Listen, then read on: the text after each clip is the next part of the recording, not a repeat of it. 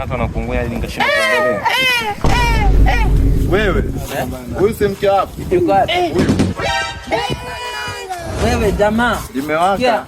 Wewe huwezi ukawa na mke wangu. Aje huku tuongee wanaume. Njoo hapa.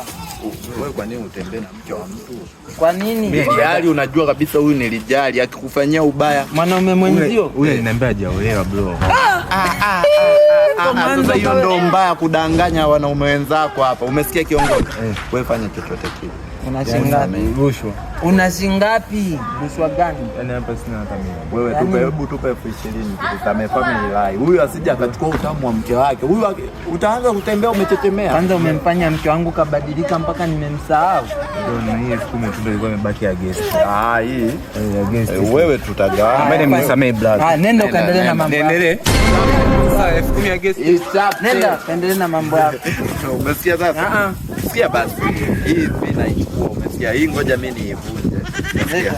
Wewe tutachekiana. Umesikia kiongozi? Tutachekiana. Sawa, mimi hata hivyo sina shida. Sina shida na chochote.